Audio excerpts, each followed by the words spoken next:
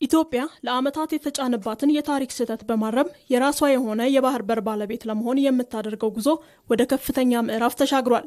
ይህ ሰላማዊ ፍላጎት የኢኮኖሚ ጥያቄ ብቻ ሳይሆን የሀገራዊ ሉዓላዊነትና የትውልድ መብት ጉዳይ መሆኑን የመደመር መንግስት በተደጋጋሚ እያረጋገጠ ይገኛል። ኢትዮጵያ የባህር አክሰስ አያስፈልጋትም ብሎ የሚያምን አይገባትም ብሎ የሚያምን ሰው አንድ ተፈጥሯዊ ሕግ የሳተ ይመስለኛል። ሰው ይወለዳል፣ ሰው ያድጋል፣ ሰው ያረጃል፣ ሰው ይሞታል። ይሄ ተፈጥሮ ነው። ቀይ ባህርና ኢትዮጵያም እንደዚሁ ናቸው። በሆነ ጊዜ ማርጀት፣ በሆነ ጊዜ መድከም ቢኖርም ቀይ ባህርና ኢትዮጵያ ለዘላለሙ ተነጣጥለው መኖር አይችሉም። ኢትዮጵያ የባህር በር ባለቤት ለመሆን የምታደርገው ጥረት ከዲፕሎማሲያዊ እንቅስቃሴ ባለፈ የባህር ኃይሏን በሰው ኃይልና በቴክኖሎጂ የማደራጀት ስራዋን አከናውናለች። የባህር በር የነበረን ነበር። በፖለቲካ ምክንያት ተነጥቀን ነበረ። አሁን እንደ አዲስ ባህር በር ለማግኘት አጀንዳ አድርገን ተነስተናል። የባህር ኃይል ተቋቁሞ እንደገና እንደ አዲስ ተዘጋጅተናል። ብዙ ሀገራት ላይ ሰልጥነን ተዘጋጅተን እየጠበቅን ነው።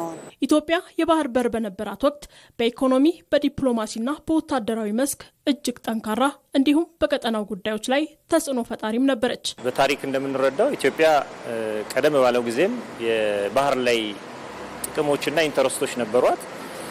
በባህር ላይም ሰፊ እንቅስቃሴ የምታደርግ ሀገር ነው የነበረችው።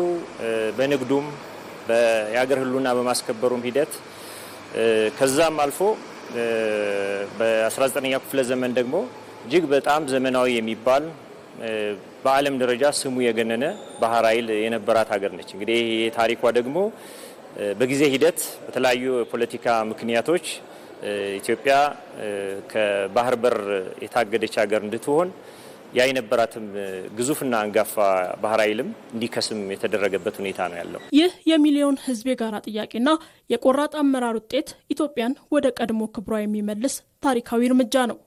ባህር በር በማጣታችን በኢኮኖሚው በአጠቃላይ ብሔራዊ ደህንነታችን እና በሌሎች ተዛማጅ ጉዳዮች ዝግ በመሆናችን የመጡ ኢትዮጵያን የጎዱ ምክንያቶች አሁን ተገልጸው የማያልቁ በጣም እጅግ በርካታ ናቸው።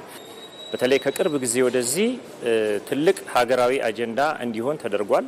ይሄም በሀገራችን ጠቅላይ ሚኒስትራችን ክቡር ዶክተር አብይ አህመድ ድምጽ ማለት ነው። የመደመር መንግስት የኢትዮጵያውያንን አንድነት በማረጋገጥ የኢትዮጵያን ታሪካዊ መብቶች ለማስመለስ ቆርጦ ተነስቷል። በሰላምና በጋራ ተጠቃሚነት የሚመራው ይህ የባህር በር ፍላጎት ለነገዋ ግዙፍ ኢትዮጵያ የትንሣኤ ፋና ነው።